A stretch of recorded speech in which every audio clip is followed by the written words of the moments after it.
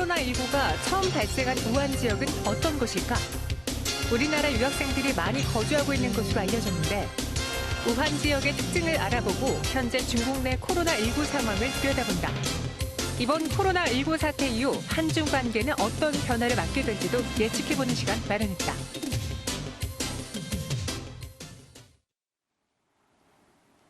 네, 명칭이 바뀌었습니다. 이제 신종 코로나 바이러스에서 코로나19라고 저희 국가에서는 부르고 있는데요.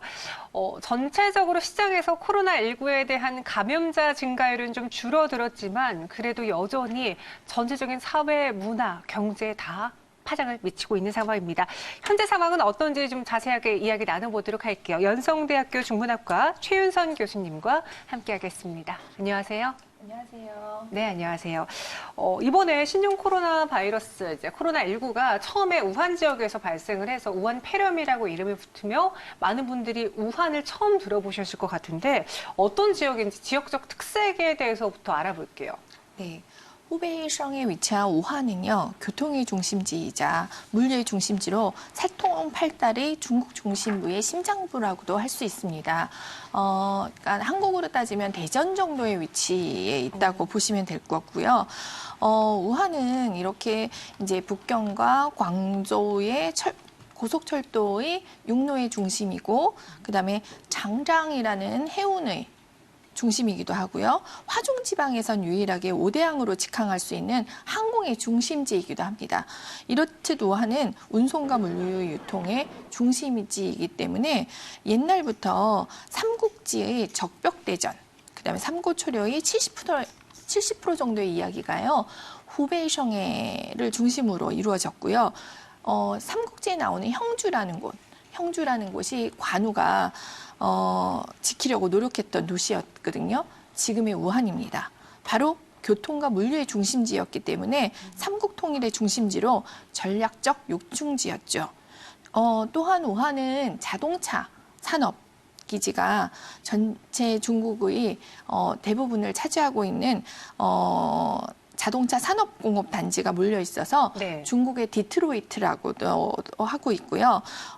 내륙의 소비 시장으로서 명품 매장이 즐비하며 우한의 GDP는 1억 4.8억 위안으로요. 총 인구는 지금 서울에 있는 인구와 거의 비슷한 1,000만 명에 가깝게 있습니다. 네, 그러니까 우리나라로 따지면은 대전처럼 교통의 중심지 요지도 될 수 있는 지역이다라고 하셨는데 제가 듣기로는 교수님께서 북경대학교도 졸업하시고 그리고 네. 우한에서 오랜 시간 보내면서 학생들도 가르쳤다고 들었어요. 네네. 지금 우한에는 우리나라 교민들이 많습니까? 저희 교민이 한 900명 정도 네. 예, 거주하고 있고 한 500명 정도가 거의 대부분은 우한다슈에라는 유학생들이 대부분입니다. 지금 우한대학교에 한국인들이 많다라고 하셨는데 우한대가 좀 유명한 대학교인가요? 네, 우한다슈에는요. 네. 127년간의 역사로 지금은 113개국의 1,500명의 유학생이 유학하며 한국인은 지금 한 500명 정도 우한다슈에 있습니다. 명문대학 중에 문화대혁명 때 가장 파괴가 적어 중국의 문화를 고스란히 가지고 있는 명문대학으로서요. 프랑스에서는 중국 최고의 대학으로 평가하며 한국은 북경대, 미국은 징화다슈에 프랑스는 우한대를 국빈 방문 시 우선순위를 두고 있을 정도로 아주 유명한 대학입니다. 중국 대학 랭킹에서도 10위 안에 들 정도로 우수하며 샤오미의 레이쥔이라는 CEO들도 우한대 출신들이고 캠퍼스는 세계에서 가장 아름다운 대학 중에 하나입니다. 제 지인도 대학 시절에 중문과에서 어학연수로 갈 때 우한대로 갔다는 이야기를 들었거든요. 그래서 그곳에 우리 유학생 친구들이 많겠구나라는 생각을 했는데 실제로 유학생뿐만 아니라 교민들까지 900여 명이 있기 때문에 이번에 좀 국내로 이송하는 데 있어서 여러 가지 말들도 많았습니다. 대부분의 교민들이 빠져나왔다고 들었는데 어떤가요? 대부분의 교민들은 지금 3차에 걸쳐 전세기를 통해 848명이 돌아왔다고 들었습니다. 남아있는 인원이 한 80여 명 정도 남아있는데 그들은 이제 생계나 비즈니스 혹은 학업의 유지를 위해서 남아있는 거로 알고 있습니다. 세 차례 전 세계로 우한 교민 총 848명이 지금 귀환을 한 상황. 현재 중국에서는 코로나19에 대해서 어떻게 대처를 하고 있는지, 이번에 전 세계적으로 좀 반발을 샀던 이유가 초기 대응이 좋지 못했다, 너무 폐쇄적으로 대응하다 보니 이를 더 키웠다라는 비판을 많이 받았었거든요. 지금 어떻습니까? 호북성을 중심으로 우한에 집중적으로 분포되어 있는 상황을 보이고 있는데요. 네. 1월 23일 날 10시에 우한을 봉쇄하라는 중국 정부의 정책으로 인해서 설날 춘지해를 맞이해서 대이동의 감염 경로를 막은 조치는 잘한 거라고 보고 있습니다. 그런데 중국의 이러한 조치는 다른 지역의 확산을 막긴 했지만 우한만큼은 이제 춘지해를 중심으로 폐쇄를 했기 때문에 적극적인 지원을 해줘야 되는데요. 그 부분이 미흡했기 때문에 우한이 설날을 기점으로 전염이 확산이 돼서 지금의 이런 사태를 몰고 온 것 같습니다. 이 우한이라는 지역 특성상 이제 교통의 요지이기도 하고 여기에 많은 공장들이 있다 보니 단순히 우한 지역을 폐쇄하는 것에 그치는 것이 아니라 전 세계적으로 공장 가동이 중단되는 등 그 여파를 몰고 오고 있는 상황이거든요. 근데 이번에 다시 이제 몇몇 공장들이 가동되고 있다라고 이야기 들었습니다. 그러니까 코로나19 기세가 꺾였다고 판단을 해야 되는 건지 교수님은 어떻게 보세요? 제 입장에서는 네. 코로나19의 경우는 호북성 우한, 특히 이제 자동차 산업이 중심이 됐다고 그래서 지금 현대 자동차라든지 뭐 수급이 어렵다고도 했는데 네. 사실은 우한만 보면 그 폐쇄성으로 인해서 상황이 아주 많이 이렇게 힘들어졌습니다. 그러나 이 중국의 코로나19의 확산 지도를 보면 전체적으로 봤을 때는 사실은 확산하는 그 분포도가요. 네.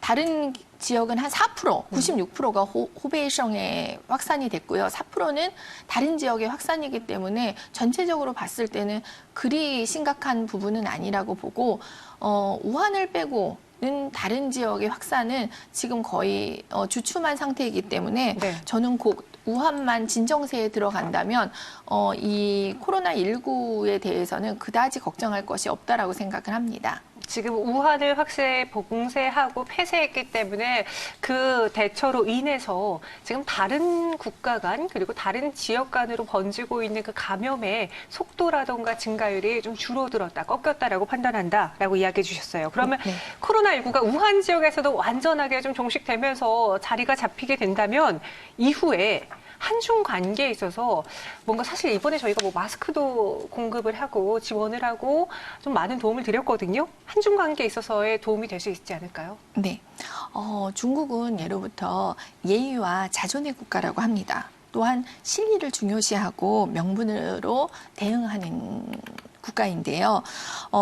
한국이 이제 사드 문제 때문에 미국과 공존하는 이런 국방 문제 때문에 중국에서는 자국의 문제가 아닌 한국의 자국적인 문제가 아닌 미국의 국방이 중국 자기 코앞에 다가섰다는 명분으로 저희 한국에 경제적 통제 제재를 가했습니다.